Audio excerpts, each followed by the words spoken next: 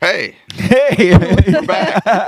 And we're joined right now by author Christin Taylor, who's a lifelong Wesleyan. This is probably not the first general conference. No. I would think. Well, we've got her on today to talk about her book, Shipwrecked in L.A., Finding Purpose in a Life Adrift, which I was privileged to, on a competing podcast, talk to her about this book. But let's talk about first the metaphor for this book of being shipwrecked. What did you mean by that? Well, the word shipwrecked actually comes out of student development theory. I first discovered it, I want to say, in around 2007 or so. Dwayne, my husband, went back to graduate school and was studying student development theory. And at the time, we were living in Los Angeles, and we had moved out to LA for me to work in the film industry. I was going to be a missionary to Hollywood. I had worked at Nickelodeon movies for a time and felt like that was my calling, what I was supposed to do. And got out there, and everything just sort of didn't go the way it was supposed to go and kind of fell apart. And meanwhile, Dwayne, was in graduate school, and he came home one day with this textbook, and he said, "Christin, there's this lady that's talking about how young adults shipwreck." He said, "I think that's what we're going through." And I was like, "Yes." And I started reading her book, and I was like, "Yeah, that's not only what we're going through, but that's what so many of our friends are going through." And I had already knew, I've studied writing and knew I was going to try to write a book. And so that's when I decided to not only write my story of living in LA and being 20-something and trying to find my place in the world and God's sort of vision for my life, but then to weave in this theory to help other readers and young adults know that they're not crazy, they're not failures, give them a language for what they're going through and experiencing. Right. Yeah. So let me just say, I contacted you. I was part of that podcast. I didn't even know you. I didn't know anything about your book. And just in that interview, I thought, I think I'd like to read that book. And so I did. I would just say to our listeners, it's a great narrative. And it was one of those books, for me, it was like, okay, I want to get to the next page. I want to get to the next page. So you bring that in, but you have some good research-based stuff.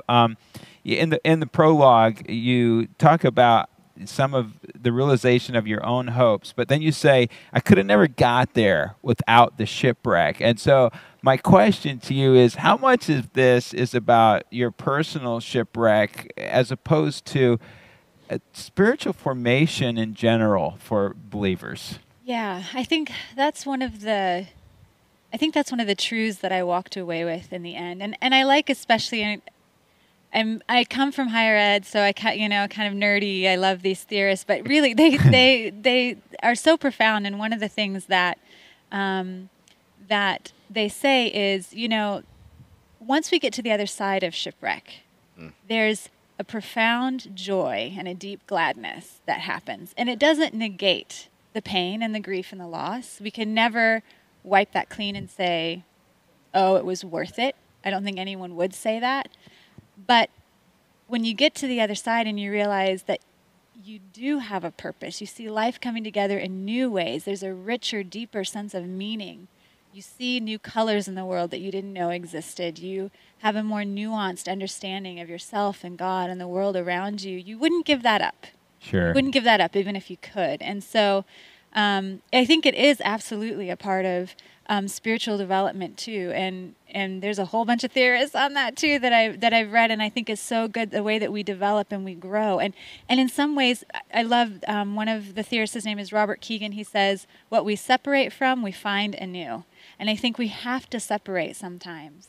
We have to step back. We have to differentiate, and that can be a terrifying experience. Sure. I feel like everything is falling apart. But it's not until you do that that you get some distance and you can look and see, oh, okay, this is what I want to keep. This is what I'm about. This is what I'm going to let go. And you find that new ground, that new home. As you talk about that. And I think it's necessary for us, in order to really own our faith for ourselves, in order for us to really own our identity for ourselves, we have to be able to internalize it. But you can't internalize it until you step back from it and are sort of looking at it. You can't until you're able to have an outside perspective. And that really happened for Dwayne and I when we went to LA, because we started interacting with people who lived life very differently than us and who legitimately arrived at their beliefs in other ways. And and it was that sort of psychological, ethical, emotional, spiritual process of working through all of that, and not just saying, oh, well, what's right for you is right for you, what's right for me is right for me. That's not a firm foundation to stand on. That'll fracture real quick. But to really come to a place of personal commitment in the midst of that and saying, this is where I'm standing. Even though I can appreciate that you have this life experience and this has shaped you, informed you, this is where I stand for these reasons, and I hold to them. Before Heath asks you his next question, we have a lot of Wesleyan viewers, so tell a little bit about your family, because they'll make connections here. I am the daughter of David and Helen Wright. My father is the president of Indiana Wesleyan University, and my grandparents are Wayne and Virginia Wright, who were longtime missionaries. Well, we're missionaries is the family business. Yeah, my great-grandparents. I love the family business. My great-grandparents were missionaries to India, so my grandmother grew up in India, and then my grandmother and grandfather were missionaries to the Philippines. My father grew up in the Philippines. My parents were missionaries. I grew up in Haiti and in England. So, yeah, you talked about coming to General Conference. I came to General Conference as a kid, fresh off the mission field. We would come back every 4 years. Get all the freebies around. Yeah. But, I tell you what, I think for me, what's so amazing is, going through that season of getting sort of out from under the umbrella of that a little bit, living in LA, living, around the country, coming back and discovering how vibrant and rich this heritage is. I'm so proud of it. And I think last night was such a great reaffirmation of that, that this is a heritage this is a home I was able to step back and differentiate a little bit, but come back to it wholeheartedly and own it for myself, not just because my parents were Wesleyans or my grandparents were Wesleyans. This is truly, I can say, even if I'd never grown up in a Wesleyan church, I would choose this tradition because I really believe in how we live our lives and how totally agree. Yeah, both your books are just about things that young adults go through and how to get through them. And you guys were blessed to have Mosaic Church in your life. Talk a little bit about how that relationship there and your relationships with the people in that church helped you through this period of being shipwrecked, really. Yeah, I think Mosaic was perfectly calibrated for young adults going through shipwreck. I don't think they knew that, but they were. They were a group of people who accepted us just as we were. We didn't have to be extraordinary. We didn't have to prove ourselves. We were allowed to fail. We were allowed to ask questions.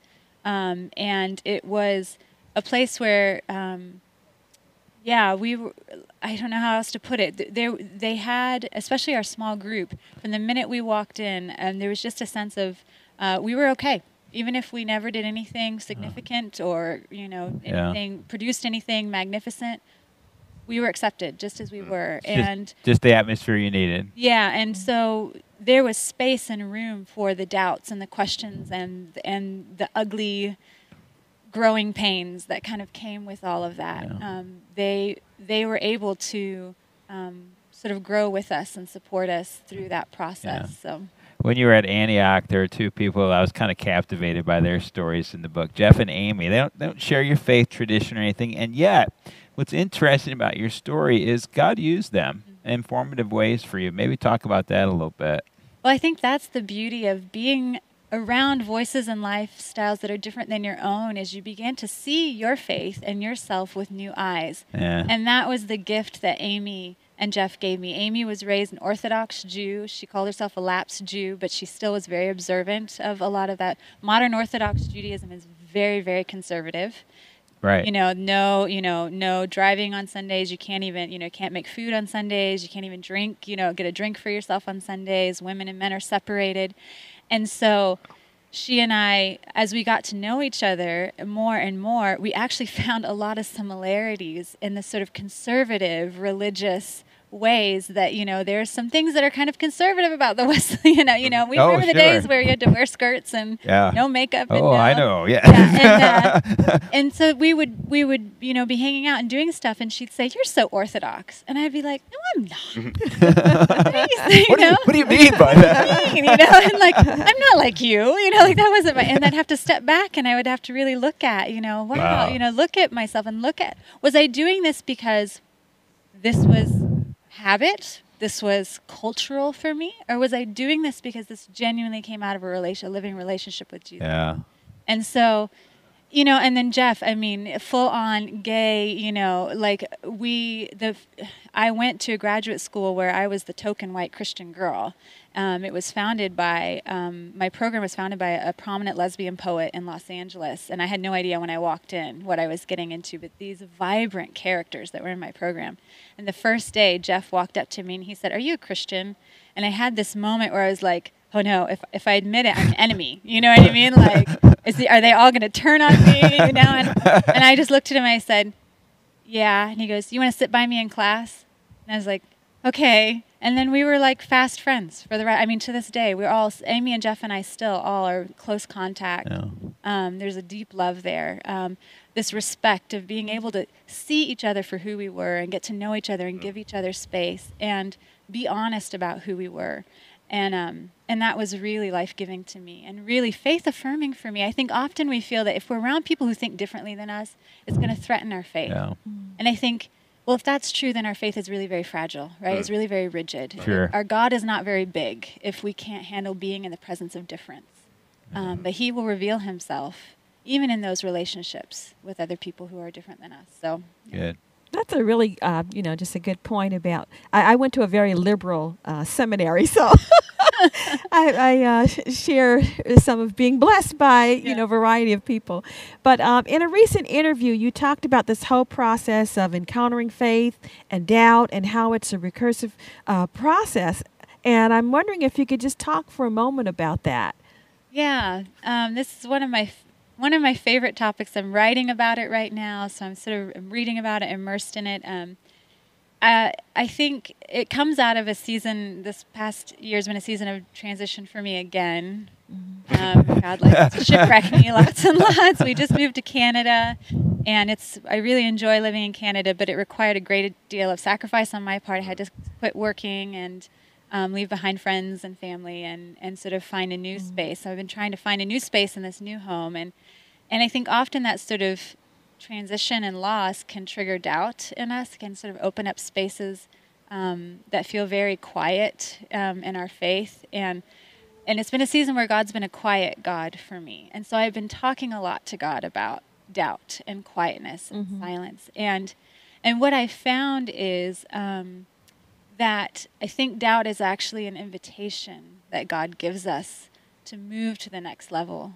That if doubt is a way of sort of pushing us into discomfort so that we're uncomfortable enough that we will start learning and growing and going deeper with him. And I don't see doubt and faith as mutually exclusive. I think they are one and the same. I think they are two sides of the same tree. That that doubt doesn't threaten faith. Actually, doubt is the seed of faith, because faith is faith because we're asked to believe hard things, right? We're asked to believe things that don't necessarily make sense. And if there isn't some level of doubt, then why have faith, right? Why take that leap? And so actually I think faith and doubt, I think that place of doubt can actually be, there's a lot of heat there. There's a lot of energy there that if we can sit in that place, there can be a lot of growth actually that comes out of it. So Northern Canada, Southern Canada? Southern Canada, Ontario, about an hour west of Toronto. Oh, okay. So we're not that far from Buffalo then. Oh yeah, no, I know. It's just 2 hours to get here. Yeah. Great. Before, I know Heath has the final question. Before he asks it, I just a comment. This whole thing of how God can form us in the midst of doubts and trials and in suffering. It's always something that's fascinated me, and I don't know that I have a handle on it. But one of the powerful stories in our family, my brother was in a car accident, left him paralyzed. So he's a quadriplegic. He can move his arms, but he can't move his fingers. He's paralyzed from here down. And it was a tough journey. And about 5 years into that, we were in the office one day, and it was the first time in 5 years that we were laughing like brothers. And there was just this fun, and there was this silence. And he said to me, "I'm okay." And I said, I sense that. And he said, "Yeah, it's a funny thing." He said, "I'm not quite sure what to do with this." He said, "But if God were to show up right now and say, 'Tim, I'll give you that day back, the day of the accident, I'll give it back to you. I'll give it back,' and that doesn't happen. And the only thing you have to give me is everything you've learned."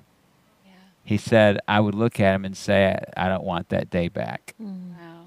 And so and his life is not easy. To this very moment, it's not easy. Yeah. I mean, I could labor long in telling you, but I mean, this is one thing I appreciate about your book, and this idea that it is a recursive thing. I think you're right about that. That we don't go through a trial and then finally we're on the other side and it's all glory. We go through a trial, we get to experience the mountaintop for a little while, and then we enter back into another one. And somehow God forms us in that.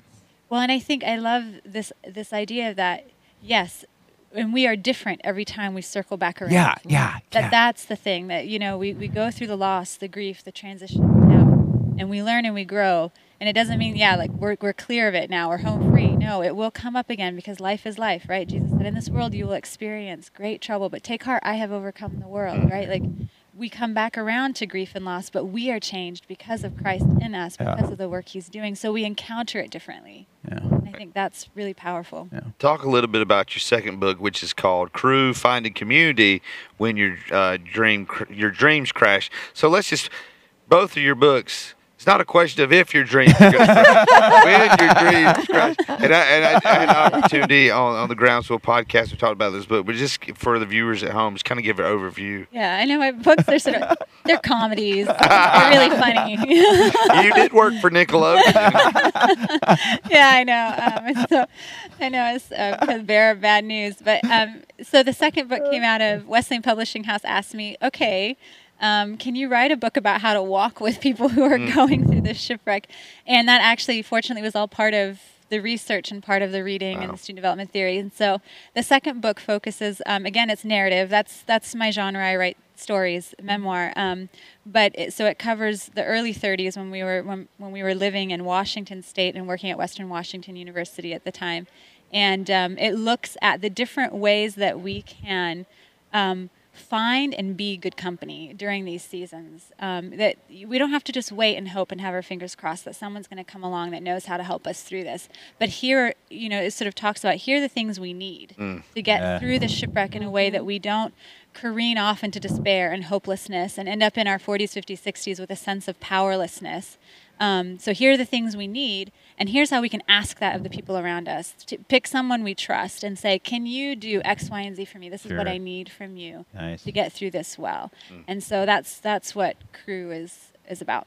Listen, there were times that I was laughing during your book. Okay. And other times, like I told you, I said, there were times I was talking to you. It's like, the weekend you went to the wedding. No, don't go to the wedding because I know what's going to happen. And then you get the phone call. I told you you're going to get that phone call. Why did you go? I love it, Darren. It's been cool the last couple of days. Tony read your book, Shipwrecked, and his daughter's been reading it during the breaks. His daughter is reading your book, and it's cool that they've had this ongoing conversation the past 3 or 4 days about your book. Yeah, you all can learn from my horrific mistakes. And I definitely encourage you to go to WPHstore.com. You can get both of Christin's books there in paperback or the ebook version. Where can people go to connect with you online? Let me just put a quick plug in for anyone here at General Conference. Tomorrow morning from 9 a.m. to 11 a.m., I will be at the IW booth giving out free copies of my book. Wow. So come along. I'll give you the coupon. You can get a free copy of my book. And then if you want to go online, you can go to my website, KristinTaylor.com, and see it there. All right. Very good. Well, thank you so much for joining us and for your work. Yes. And we look forward to the third book that you're working on and have that trilogy, and we'll have you back on. Well, listen, we are getting ready to take about an hour and a half break, and we'll be coming back at 6:30 for our pre-show before tonight's worship service. I'll be joined by Marilyn Searcy, Charlie Collins, and Bill Lawson, who have been leading the Small and Rural Pastor Roundtable today. I'm excited to talk to them. And tonight, 7 o'clock, we got a great worship service planned by our CMAD team. But we want to thank Christin for joining us. And you know what? I might get one of those coupons we may do a giveaway. We haven't done a giveaway here for the live stream viewers. You keep using that hashtag made new, you might get a new book sent to you. So I don't know that I'm authorized to do that, but I just I'll did. authorize you to do it, and I'll make sure it gets sent to them. So we'll work out a drawing for one. So again, Christin, thanks so much. So we'll see you guys at 6:30. Thanks for being here with us on the live stream.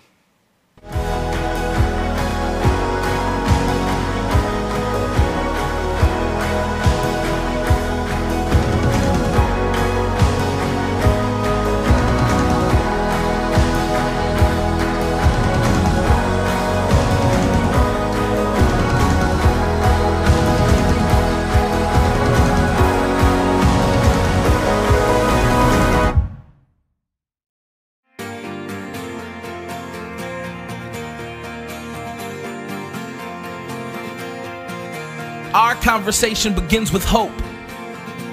We are made new in Jesus Christ, and we offer hope and holiness to those in darkness. We will be the people who live out the words we sing and be as diverse as the people we serve. We raise strongholds of hope in communities to fuel a chain reaction of transformation. We will only fight to save those we know and those we love. Come on, I dare you. Come see yourself.